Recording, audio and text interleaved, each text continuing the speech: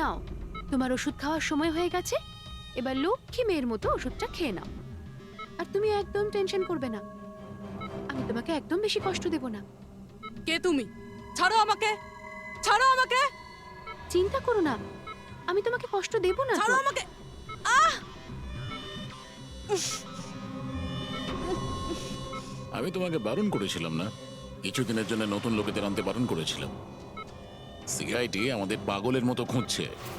আমরা অসাবধান হলে তার অনেক দাম দিতে হবে। স্যার, অদিতির বাড়ি বন্ধ ছিল, তালা ভেঙে আমরা ঘরে ঢুকলেও কিছু পাইনি স্যার। এই অশোকের ব্যাপারেও কিছু জানতে পারছি না।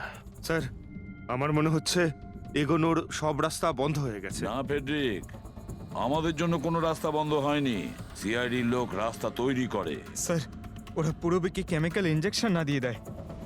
না, কিচ্ছু করবে না ওরা, পুরবীর কিচ্ছু হবে না। কিছু একটা ব্যাপার আমরা মিস করছি, কিছু একটা ব্যাপার আছে যেটা আমরা মিস করছি। সেটা কি হতে পারে ব্যাপারটা? স্যার, ওই কাপড়ের টুকরো যেটা আমরা শুভর হাতে পেয়েছিলাম। ওটার মধ্যে আটা পেয়েছিলাম আমরা। হ্যাঁ স্যার, আটা।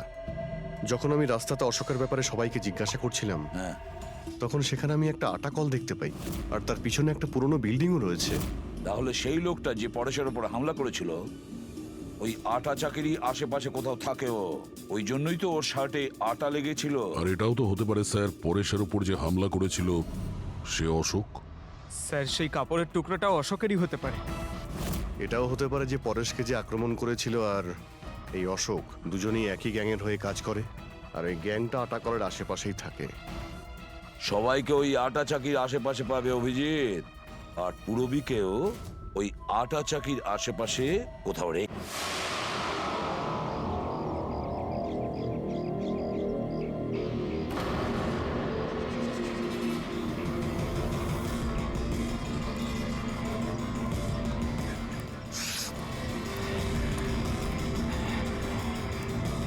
এই দাঁড়াও, কে তুমি?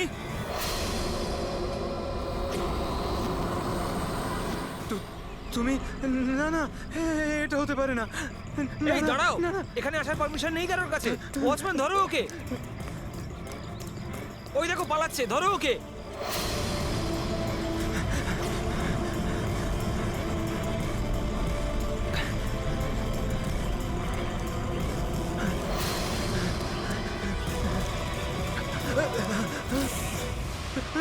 তুমি এখানেও? না না না, তুমি এখানে হতে পারো না।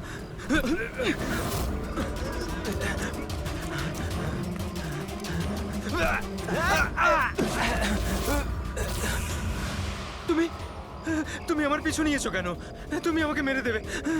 আরে কে কে তুই? দাঁড়া!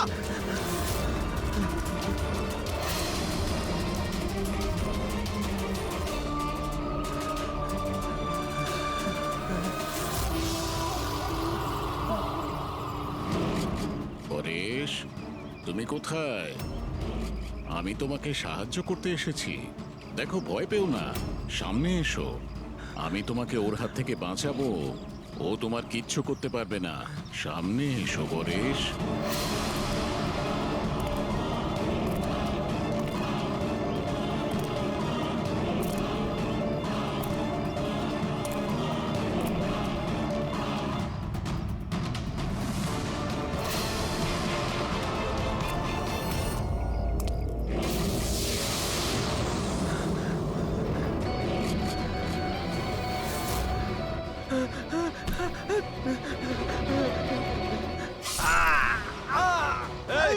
কে ওখানে? হ্যাঁ?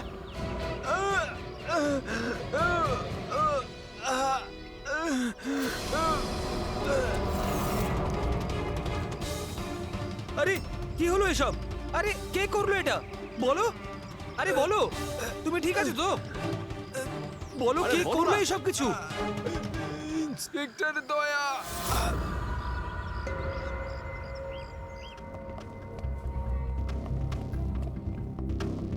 হ্যাঁ ডাক্তারবাবু, পেশেন্ট এখন বিপদের বাইরে, কিন্তু এখনো অজ্ঞান হয়ে আছে। এনার পরিচয় জানতে পেরেছেন? হ্যাঁ, ওর নাম হলো পরেশ, কিন্তু এখনো অজ্ঞান হয়ে আছে। জ্ঞান ফিরলে আপনারা কথা বলতে পারবেন। ঠিক আছে ডক্টর, থ্যাংক ইউ। আচ্ছা, আপনি আমাদের কেন ডাকলেন? এনারই কারণে এনার বক্তব্য হলো আক্রমণ যে করেছিল সে আপনার দলেরই অফিসার। হোয়াট?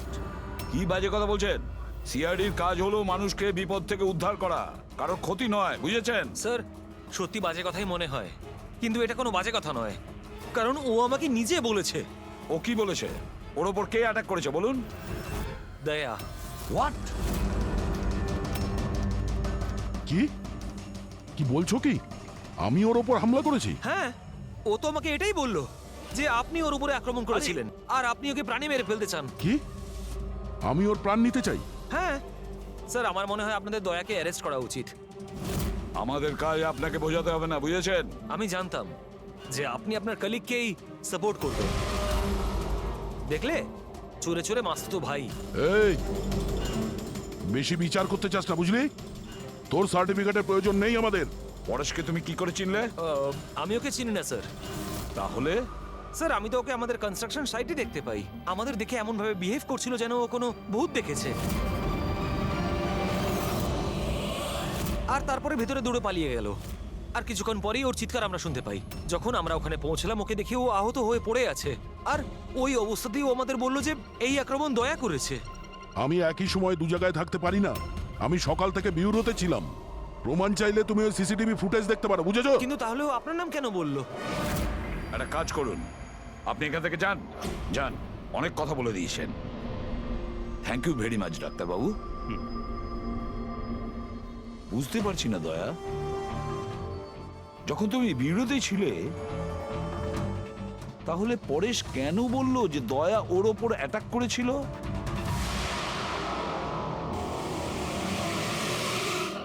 আচ্ছা, একটা কথা বলুন, যখন আপনারা এখানে পরেশকে আহত অবস্থায় দেখেছিলেন, তোর সঙ্গে কি কেউ ছিল? মানে কাউকে যেতে বা আসতে দেখেছেন? না স্যার, ও একাই ছিল। কিন্তু স্যার, ও ইন্সপেক্টর দয়ার। জানি, ও দয়ার নামই বলেছে। আমরা এখানে এটা জানতে এসেছি যেটা ও বলেনি, বুঝেছেন? আর দয়া এটা করতেই পারে না। স্যার, আপনি এত বিশ্বাসের সাথে কিভাবে বলতে পারেন যে দয়া স্যার এরকম করেননি? যে অফিসার নিজের জীবনের ঝুঁকি নিয়ে অন্যের জীবন বাঁচায়, সে কাউকে খুন করতে পারে না। আমি নিজের থেকে বেশি বিশ্বাস দয়াকে করি, বুঝেছেন?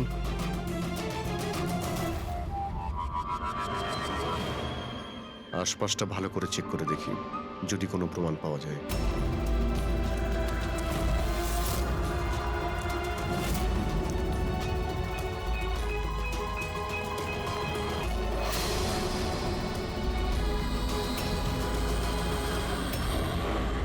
স্যার, হ্যাঁ, স্যার এই দেখুন। ও নো, ইনি কে? বেঁচে আছে। Hello, ambulance. মালবানির কাছে যে আন্না কনস্ট্রাকশন বিল্ডিং আছে, ওখানে এক্ষুনি চলে আসুন। তোমরা চেনো একে? ইনি তো শুভ স্যার। 2-3 বার আগে উনি ফ্ল্যাট দেখতে এসেছিলেন। কিন্তু স্যার, ওনার হয়েছেটা কি?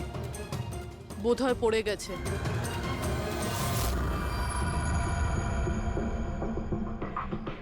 উপর থেকে পড়েছে নাকি ফেলে দেওয়া হয়েছে? পেশেন্টের অবস্থা এখন স্টেবল আছে, ওর খুব তাড়াতাড়ি জ্ঞান ফিরে আসবে। গুড। চলো। দয়া, কি হলো? এইভাবে দেখছো কেন ওকে? ওকে চেনো নাকি? স্যার, অভিজিৎ, তুমি এখানে কি করছো? যে আন্ডার কনস্ট্রাকশন বিল্ডিং এ পরেশের উপরে হামলা করা হয়েছে, ওখানে আরো একজনকে আহত অবস্থায় পেয়েছি। আরো একজন লোক? সে কে? স্যার, ওয়াচম্যান বলল যে ওর নাম হলো শুভু। ওখানে 2-3 বার এসেছিল ফ্ল্যাট দেখার জন্য। স্যার, ওর হাতে আমি এই কাপড়ের টুকরোটা পেয়েছি। আচ্ছা, ছেড়ে দাও আমাকে, আমাকে মেরো না। ছেড়ে দাও আমাকে, মেরো না আমাকে। ছেড়ে দাও আমাকে। পরেশ, পরেশ, আমি এসিপি প্রদ্যুমান, সিআইডি থেকে এসেছি। ভয় পেও না, তোমাকে কেউ কিচ্ছু করবে না, আমরা তোমার সঙ্গে রয়েছি। দয়া, দয়া ছেড়ে দাও আমাকে। দয়া ছেড়ে দাও আমাকে, আমাকে মেরো না। কিন্তু দয়া আমাকে ছেড়ে ওইদিকে দাও। দাঁড়িয়ে, আমি এসিপি প্রদ্যুমান। দয়া, দয়া ছেড়ে দাও আমাকে, ছেড়ে দাও আমাকে। পরেশ, দয়া, দয়া তুমি যাও, ছেড়ে দাও আমায়। দয়া আমায় ছেড়ে পরেশ, দাও। তুমি কি বলছো? দয়া, দয়া ছেড়ে দাও আমায়, আমায় মেরো না দয়া। পরেশ, আমি দয়া নই, অভিজিৎ। দয়া, দয়া মেরে দেবে আমাকে। আরে দয়া তো এইখানে।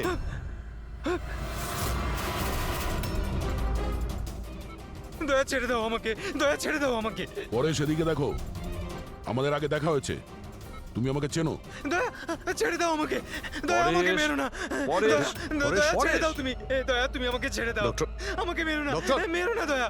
ডক্টর, এই দয়া, দেখুন না কি হলো ওর। চুপ। দয়া, আরে কি হচ্ছে এরকম? দয়া ছেড়ে দাও আমাকে। দয়া আমাকে মেরো না। পরেশ, relax, কিচ্ছু পরেশ, হবে না শান্ত তোমার। হও। দয়া ছেড়ে দাও, ছেড়ে দাও আমায়, আমায় মেরো না, মেরো না দয়া। ছেড়ে দাও আমায়, ছেড়ে দাও দয়া, ছেড়ে দাও, ছেড়ে দাও দয়া। তোমরা সবাই দয়া, সব দয়া।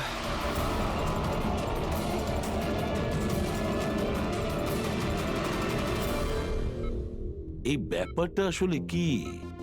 সবার চেহারাতেই ও আমাকে দেখতে পাচ্ছে। হ্যাঁ, সেটাই তো। সেই জন্যই যখন ও ওই আর্কিটেক্টকে, ওর অ্যাসিস্ট্যান্টকে আর ওয়াচম্যানকে দেখেছে, ও এমন করছিল যেন ভূত দেখেছে। কিন্তু ওর মগজের ভূতটা হলো তুমি দয়া, তুমি। তুমি আর এই জন্যই ওর মনে হচ্ছে যে তুমি ওকে মারতে চাইছো, কারণ যে ওকে মারতে চেয়েছিল তাকে ওর দয়াই মনে হয়েছে। আমি এটা বুঝতে পারছি না স্যার, যে আমাকেই কেন দেখছে। দয়া, তুমি বলছিলে না যে একে তুমি আগের থেকে চেনো? কিভাবে? স্যার, বছর 15 আগে আমি ওকে গ্রেপ্তার করেছিলাম স্যার। আর 2 বছর আগেও জেল থেকে ছাড়া পেয়েছে। আর গত 2 বছরে বিভিন্ন কেসে আমি ওকে 2বার অ্যারেস্ট করেছি স্যার। অভিজিৎ, এই পরেশ অনেক পুরনো অতিথি দয়ার। কিন্তু পরেশের উপরে আক্রমণ করলো কে আর কেন?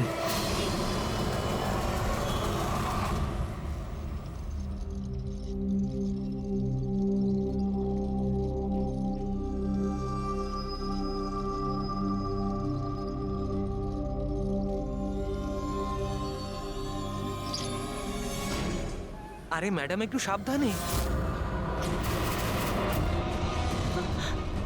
কিরণ, কে কিরণ? আমি কিরণ টিরণ নই। কাছে আসবেন না।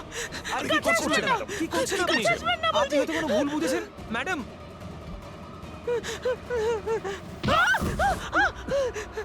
আরে ম্যাডাম, আপনি ঠিক আছেন তো?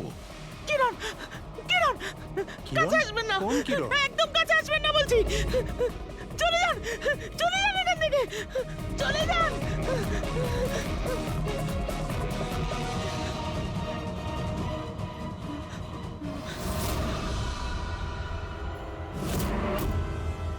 কি শুভ্বু, শরীর কেমন আছে তোমার? স্যার, পায়ের হাড় ভেঙে গেছে, বাকি এদিক ওদিক আরো কিছু চোট লেগেছে। আচ্ছা, একটা কথা বলো, কি হয়েছিল সেই দিন? হ্যাঁ, আসলে ওই লোকটা সিঁড়ি দিয়ে পালাচ্ছিল, তখন আমার সঙ্গে ধাক্কা লাগে। আমি যখন ওর হাতে ছুরি দেখলাম, আমি চেঁচিয়ে উঠি আর ওকে ধরার চেষ্টা করি, কিন্তু তখনও আমাকে ধাক্কা মারে আর আমি নিচে পড়ে যাই। তারপর আর কিছু মনে নেই। শোনো, তোমার হাতের থেকে যে ওই কাপড়ের টুকরোটা পেয়েছিলাম, লাল রঙের স্ট্রাইপ করা, ওটা কি ওই লোকটার শার্টের টুকরো ছিল? হ্যাঁ স্যার, শার্ট পরেছিল। ও ধস্তাধস্তির সময় শার্টের একটা টুকরো ছিঁড়ে আমার হাতে চলে আসে। আচ্ছা, একটা কথা বলুন, ওই লোকটার মুখ দেখেছিলেন? সবকিছু এত তাড়াতাড়ি হয়েছিল যে আমার কিছু মনে নেই। ঠিক আছে, এবার তুমি যেতে পারো। যদি দরকার পড়ে আবার তোমাকে ডেকে নেব, ঠিক আছে? আচ্ছা স্যার, থ্যাংক ইউ স্যার। যাও।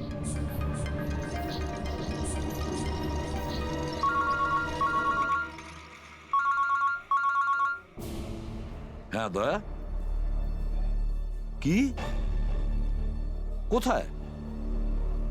আচ্ছা ঠিক আছে, আমি অভিজিৎ আর পুরবীকে ওখানে পাঠাচ্ছি। হ্যাঁ হ্যাঁ, এখনই পাঠাচ্ছি। ইয়েস। কি হয়েছে স্যার?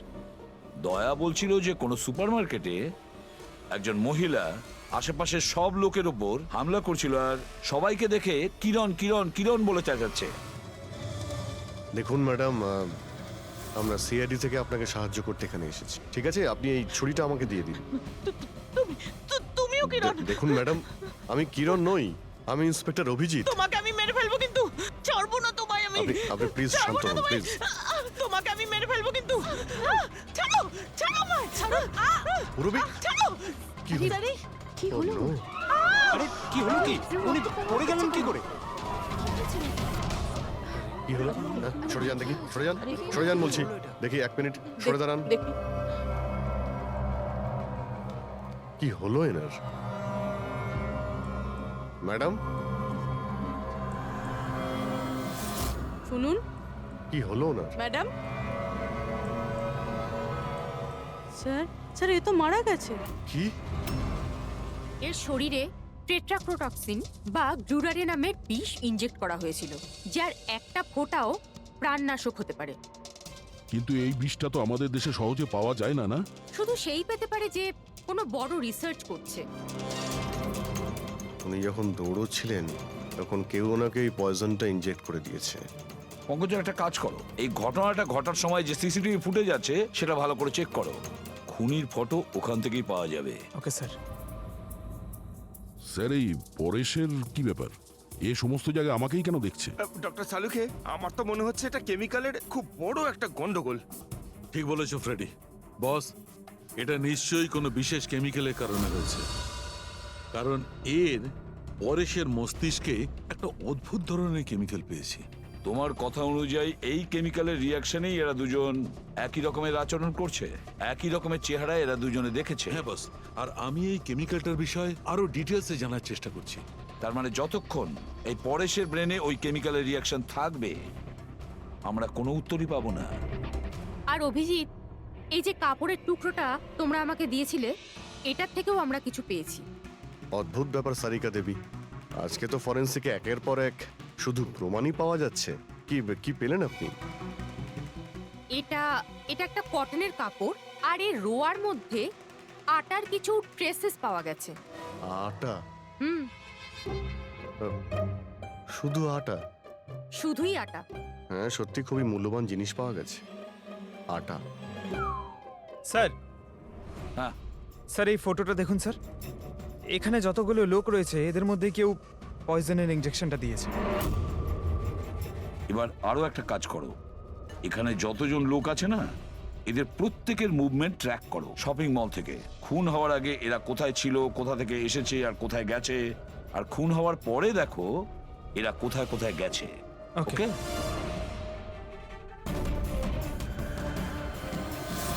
স্যার আমি এই মহিলার ব্যাকগ্রাউন্ড চেক করেছি।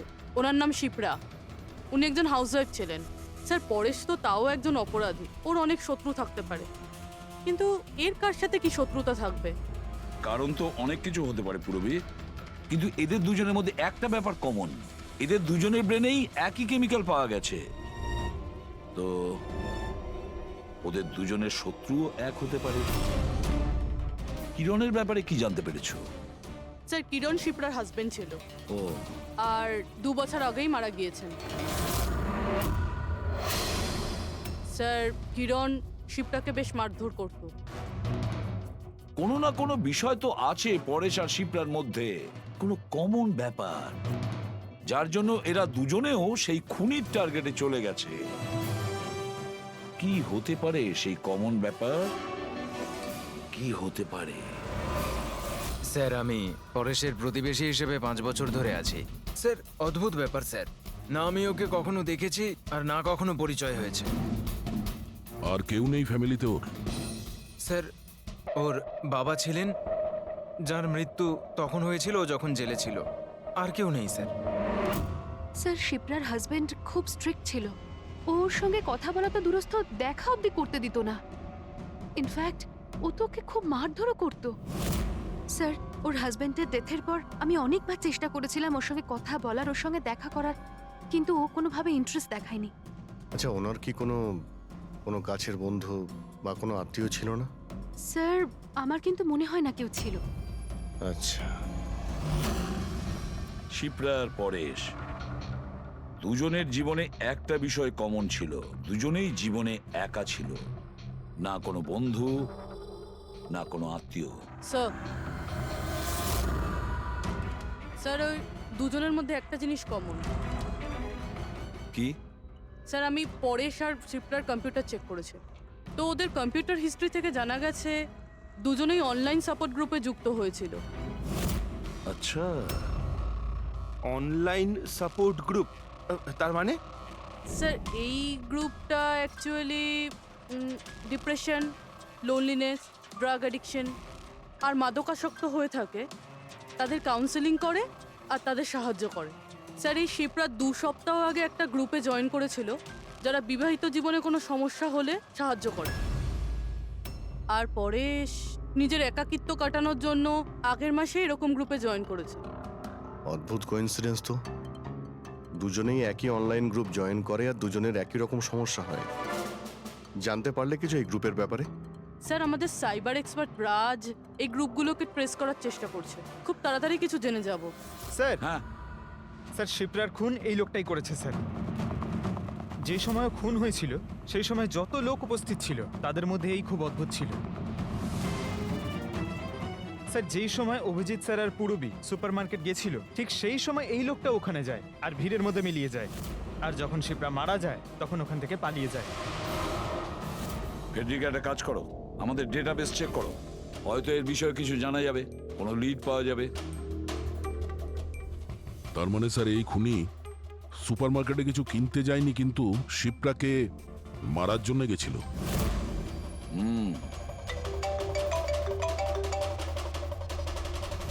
হ্যাঁ রাজ, ওকে ঠিক আছে, তুমি আমাকে অ্যাড্রেসটা পাঠিয়ে দাও।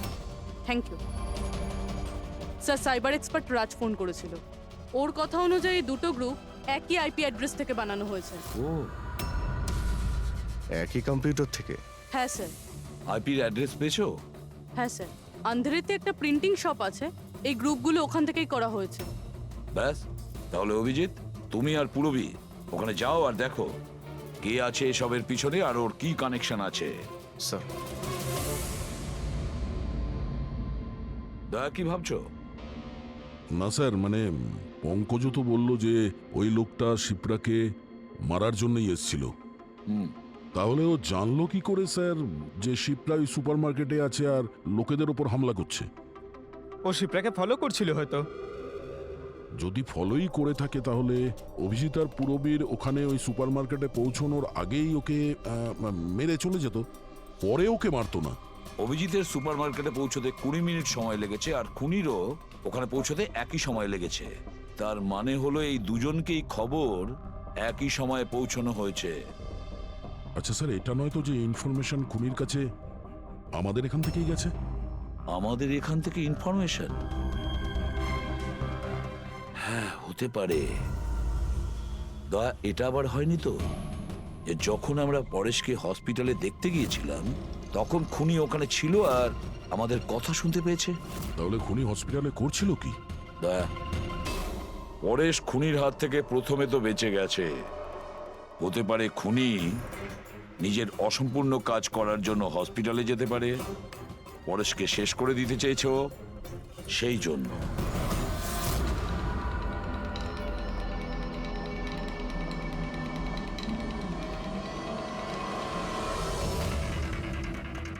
ডক্টর, আপনি কি এই লোকটাকে দেখেছেন?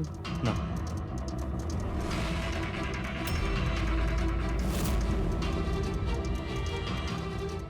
দাদা, এই লোকটাকে একটু দেখুন। এই হসপিটালে একে কোথাও দেখেছেন? হ্যাঁ হ্যাঁ, একে তো আমি দেখেছি। কোথায় দেখেছেন? ওই যে ওখানে, ওখানে ওয়েটিং রুমে।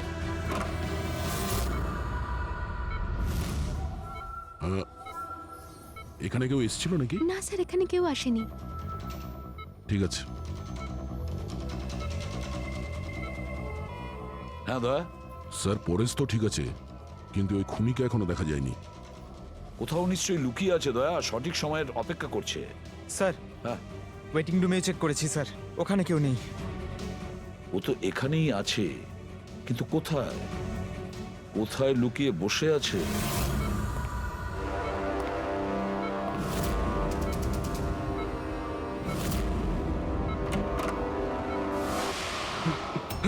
এই, দাঁড়া!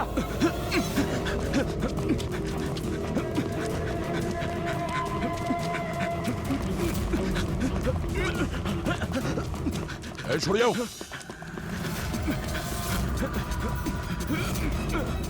কোথায় পালাবি? দাঁড়া। এই! দাঁড়া। মাই গড। হ্যাঁ ভাই, কি পেলে? স্যার এই দুটো সাইট ডিলিট করে দেওয়া হয়েছে, এগুলো আর অপারেশনাল নেই। মানে অপরাধী প্রমাণ লোপাট করে দিয়েছে? হ্যাঁ স্যার, কিন্তু স্যার কিছু ইন্টারেস্টিং ফ্যাক্টস আমি আপনাকে বলতে পারি। কি? এটা দেখুন স্যার, এই আইপি অ্যাড্রেস থেকে, এই কম্পিউটার থেকে সেই একই রকমের আরও 6টা অনলাইন সাপোর্ট গ্রুপ তৈরি করা হয়েছে। তো লোকেদের ফাঁসানোর জন্য এরকম অনেক গ্রুপ বানানো হয়েছে? হ্যাঁ স্যার, আর স্যার গ্রুপ ডিটেলসগুলো আমি চেক করে নিচ্ছি।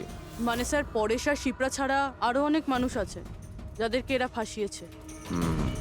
কিন্তু স্যার উদ্দেশ্য কি হবে এই ধরনের সাইট বানিয়ে মানুষকে টার্গেট করার? ওই কেমিক্যাল রিলেটেড কিছু হবে। আচ্ছা, রেজিস্টারে কিছু পেলে তুমি? হ্যাঁ স্যার, গত 3 মাসে 85 জন এই কম্পিউটার ব্যবহার করেছে। সবার ডিটেলস চেক করতে হবে। ঠিক আছে। স্যার এটা দেখুন, 6টার মধ্যে 5টা গ্রুপ ডিলিট করে দেওয়া হয়েছে, কিন্তু এখনো একটা সাপোর্ট গ্রুপ অ্যাক্টিভ রয়েছে, আর এখনো ওটা অপারেটেড হচ্ছে। Enhancing the life of lonely people, মানে এটা পরিষ্কার। গ্রুপ বানানো হয়, একাকিত্বে থাকা লোকেদের ফাঁসানো হয়, আর গ্রুপটাও ডিলিট। তাহলে ওরা আরো একটা শিকার খুঁজছে। একটা কাজ করা যাক পুরো। কিছু জানতে পারলে এই লোকটা সম্পর্কে? এখনো পর্যন্ত কিছু না। ওয়ালেট ছাড়া এর কাছে আর কিচ্ছু পাওয়া যায়নি, মোবাইল ফোনও নয়। তার মানে আমাদের কাছে কোনো প্রমাণ নেই? না দয়া, যতটা সোজা ভাবছো ততটা নয়। অনেক বড় ষড়যন্ত্র আছে এর পেছনে, অনেকগুলো লোক এতে ইনভলভ আছে। এ তো স্যার এই খেলার বোরে মনে হচ্ছে, তাও ভাড়া করা। আর এই কেসের মাস্টারমাইন্ড এখনো বাইরে ঘুরছে, নতুন শিকারের খোঁজে ঘুরছে। খুব তাড়াতাড়ি খুঁজতে হবে স্যার একে। এসো পঙ্কজ, সাবধানে, আস্তে আস্তে। এসব কি শালুকে? কেন স্যার আপনি এ কি খেলা খেলছেন পঙ্কজের সঙ্গে? না না, এটা কোনো খেলা নয়। আমি প্রথমেই বলেছিলাম না এই কেসটা খুবই জটিল, খুবই কমপ্লিকেটেড। মনে আছে তো? আমি বলেছিলাম যে পরেশের আর ওই মহিলার মস্তিষ্কে একটা অদ্ভুত ধরনের কেমিক্যাল পাওয়া গেছে। হ্যাঁ, আমি ওই কেমিক্যালটাকে টেস্ট করে দেখেছি, আর সেটা পঙ্কজের শরীরে ইনজেক্ট করে দিয়েছি। হোয়াট? আরে তুমি পাগল হয়ে গেছো শালুকে? ওর যদি কিছু হয়ে যায়? আরে কিচ্ছু হবে না ভাই, বিলিভ মি, আমি পাগল নাকি?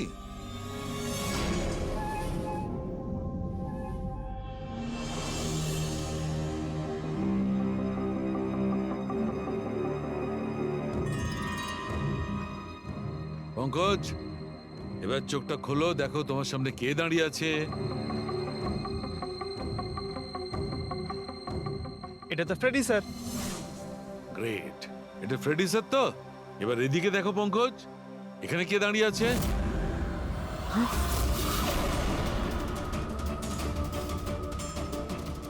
এটা কি করে হতে পারে? হ্যাঁ? এটাও ফ্রেডি স্যার, এখানেও ফ্রেডি স্যার। তার মানে শালুকে পরেশ আর শিপ্রার সঙ্গেও এরকমই হয়েছে? স্যার বন্ধ করো। এতগুলো ফ্রেডি স্যার। পটিটা লাগিয়ে নাও, ভালো করে চোখটা বেঁধে নাও। দেখলে তো, এটাকেই ফেবলিক সিমটম বলে। এই সিমটমে মানুষের একই চেহারা সব জায়গায় সে দেখতে পায়। সেই মানুষটার চেহারা যাকে হয়তো সে সবচেয়ে বেশি ঘৃণা করে, অথবা যাকে সে সবচেয়ে ভয় পায়। পঙ্কজ, তুই আমার উপরে এত রেগে আছিস ভাই? আরে স্যার, আপনার ওপর রাগ কেন করতে যাব? আপনাকে তো আমি ভয় পাই। পঙ্কজকে আমি ওই কেমিক্যালটার একটুখানি ডোজ দিয়েছি, সেই জন্য এর ওপর অতটা প্রভাব বিস্তার করেনি যেমন ওদের ওপর করেছিল।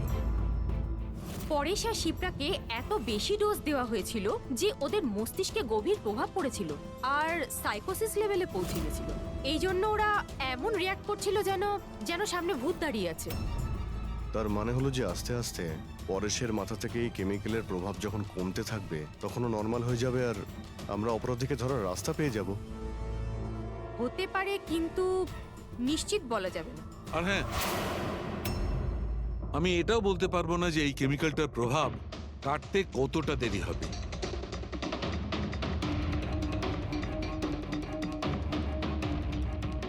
আমরা পরেশের ঠিক হওয়া পর্যন্ত অপেক্ষা করলে অনেক দেরি হয়ে যাবে। আমাদের অন্য কোনো রাস্তা খুঁজতে হবে, অন্য কোনো রাস্তা। হ্যাঁ পুরবি, স্যার আমি ওই অনলাইন গ্রুপে রেজিস্টার করে নিয়েছি, আর ডিটেলসটাও পুরো পরেশ আর শিপ্রার মতনই দিয়েছে। নো ফ্রেন্ডস, নো ফ্যামিলি, একদম একা। ওরা এরকমই লোক খুঁজছে। এই এটা এটা হলো তোমার ট্র্যাকার। এটা থেকে জানতে পারবো তোমার মুভমেন্টের ব্যাপারে। আর এটা তোমার ক্যামেরা।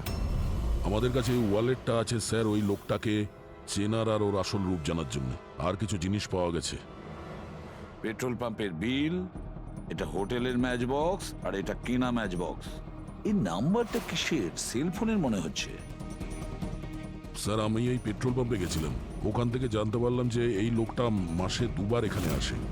আর সিসিটিভি ফুটেজে আমি দেখলাম যে ওই লোকটা বাইকে প্রত্যেকবার নতুন নতুন নাম্বার প্লেট লাগিয়ে আসে। আচ্ছা, হ্যাঁ, আর পেমেন্ট ক্যাশে করে। আর স্যার, এই ম্যাচ বক্সটা যেই হোটেলের, সেখানেও আমরা জিজ্ঞাসাবাদ করেছি। ওই লোকটা মাসে প্রায় 5-6 বার ওখানে খাবার খেতে যায়, আর পেমেন্টও করে একেবারে ক্যাশে। স্যার এই নাম্বারের ব্যাপারে আপনি জিজ্ঞেস করছিলেন, বারে একটা মেয়ে আছে ওখানেই কাজ করে। ও বলছিল যে লোকটার নাম নাকি অশোক, আর 1-2 বার ওনার সঙ্গে দেখা হয়েছে, তারপরে কোনোদিন দেখা হয়নি। তার মানে আমাদের কাছে এই অশোকের ব্যাপারে শুধু এই ইনফরমেশনটুকু আছে। একটা কাজ করি, এই যে যত লোকেশন আছে না, পেট্রোল পাম্প, বার আর এই হোটেলস, দেখি কোনটা কোথায়। একটু ম্যাপটা দেখাও।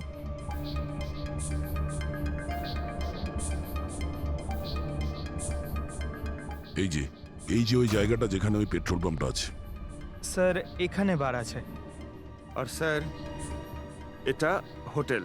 বার, এটা হোটেল, আর পেট্রোল পাম্প। দয়া স্যার এরকম মনে হচ্ছে না? দেখো, এই পুরো পুরো লোকেশনটাই এখান থেকে 1 কিলোমিটারের মধ্যেই রয়েছে। হতে পারে স্যার ওর বাড়ি কিংবা অফিস এই জায়গার আশেপাশেই হবে। Are you ready? I am ready sir. চলো স্যার। হ্যাঁ স্যার আমি রেডি। বাহ, দারুণ গেট আপ করেছো তো। ওর বাড়ির কি ব্যবস্থা করলে? স্যার পুরবীর জন্য ভাড়ায় 1 সপ্তাহের জন্য রুম নিয়েছি। আই মিন আলপার জন্য। আলপা, ঠিক আছে, গুড। কিন্তু পুরবী খুব সজাগ থাকবে। ওদের ফার্স্ট স্টেপ কি আমরা জানি না। হ্যাঁ sir. Good luck. Thank you sir. এবার একটা কাজ করা যাক, এই 1 কিলোমিটার রেডিয়াসের মধ্যে ওই অশোকের ফটোগ্রাফটা দেখাও, সবাইকে দেখাও। হয়তো এমন কেউ থাকবে যে ওকে চেনে।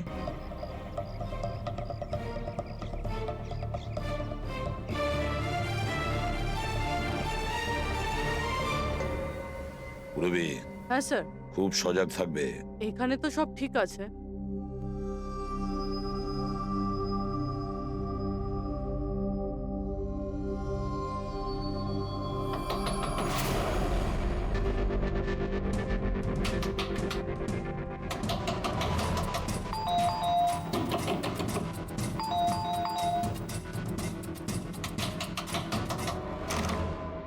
হ্যাঁ বলুন। ওই আমার পেছনে না কিছু গুন্ডা লেগেছে, আমি ভেতরে আসতে পারি প্লিজ?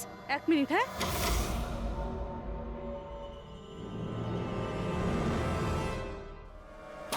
এসো এসো, তাড়াতাড়ি এসো। কি হচ্ছেটা কি তোমার? আরে এ তো অদিতি, শিপ্রার প্রতিবেশী। আসলে আমার পেছনে না কিছু গুন্ডা লেগেছে, আমি কিছু বুঝতে পারছিলাম না, সেই জন্য আপনার ঘরে চলে এসেছি। কোনো ব্যাপার না। Thank you miss. আলপা। আর তুমি? অদিতি। বসো। আপনি প্লিজ আমাকে 1 গ্লাস জল খাওয়াবেন প্লিজ? এক্ষুনি আনছি।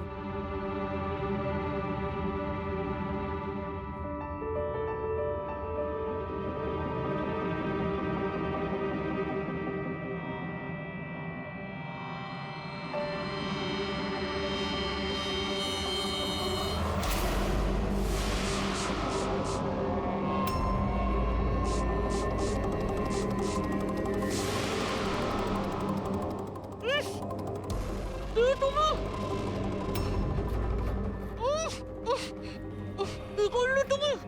চিন্তা করিস না, বাজে কিছু দিইনি, বেশি কষ্ট দেবো না আমি তোকে। পুরবি,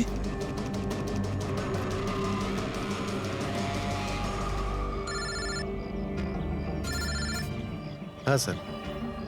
কি শিপ্রার প্রতিবেশী অদিতি? স্যার আমি এক্ষুনি ওখানে যাচ্ছি।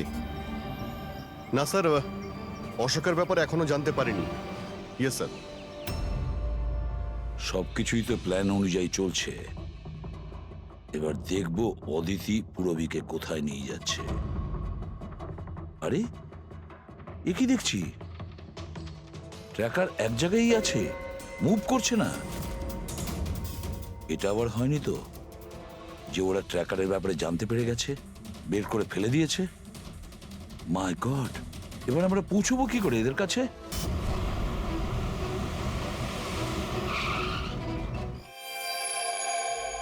কেউ নিজের জায়গা থেকে নড়বে না, কেউ না। পুরবী কোথায়? অদিতি, পুরবী কোথায়?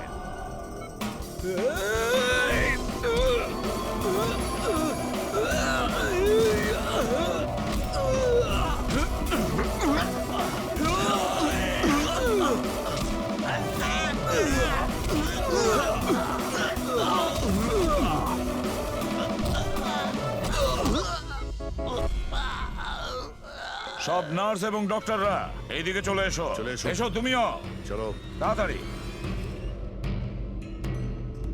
ডক্টর অদিতি, পুরবী কোথায়? পুরবী কোথায়?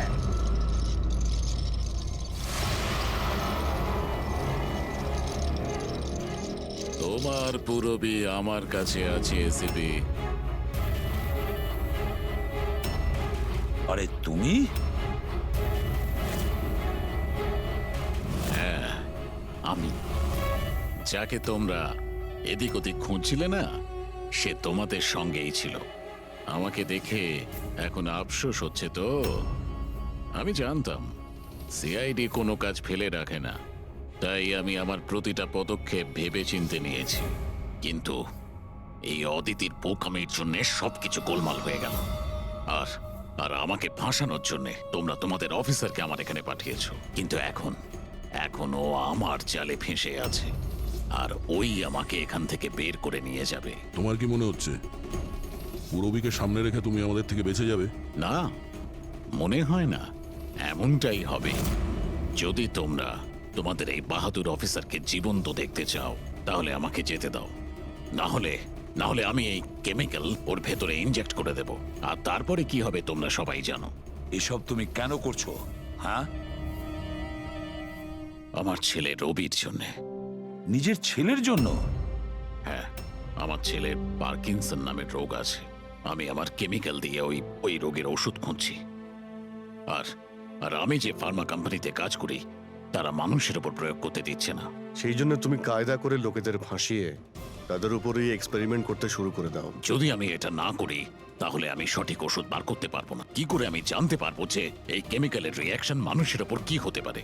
আর তাই তুমি সাপোর্ট গ্রুপে এমন এমন লোকেদের পছন্দ করতে যে একলা থাকতো, যাতে ও উধাও হয়ে গেলেও কেউ জানতে না পারে। আর তুমি ওর ওপর নিজের এক্সপেরিমেন্ট আরাম করে করতে পারবে। হ্যাঁ, একাকিত্বে ভোগা মানুষজনকে আমি নিজের সাপোর্ট গ্রুপে এনে ফাঁসিয়েছি, আর ওদের উপর এক্সপেরিমেন্ট শুরু করেছি। কিন্তু এদের ভুলের জন্য ও এখান থেকে পালিয়ে গেছে, আর তোমরা এসে ঢুকেছো। না হলে আমার প্ল্যান কখনো ভুল হয় না। সেই জন্যই তুমি ওকে মারতে চাইছিলে।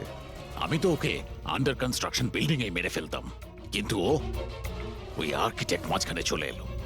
ওখানে তো তোমাকেও আহত অবস্থায় পাওয়া গিয়েছিল। ব্যাপারটা কি ছিল? পরেশকে ছুরি মারা মাত্র আমি লোকেদের আওয়াজ শুনতে পেলাম।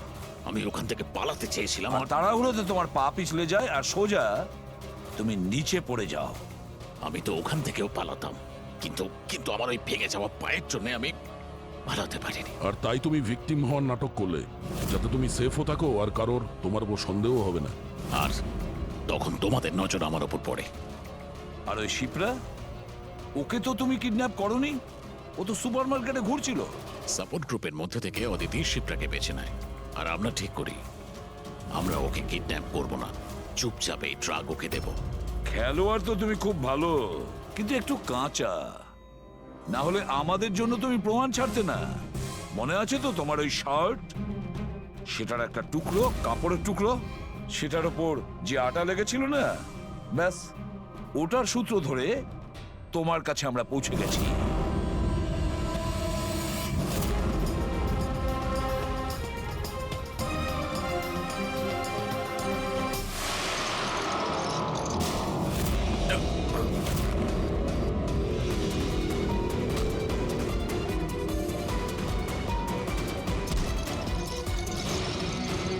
রবি,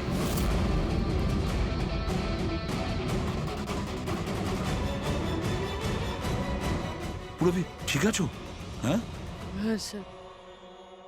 আচ্ছা, তুমি কি করেছো একবারও ভেবে দেখেছো? হ্যাঁ, নিজের ছেলেকে বাঁচানোর জন্য জানি না তুমি কত নিরীহ লোকের প্রাণ নিয়ে খেলা করেছো, আর এটা ভেবে দেখোনি যে কোনটা ঠিক আর কোনটা ভুল।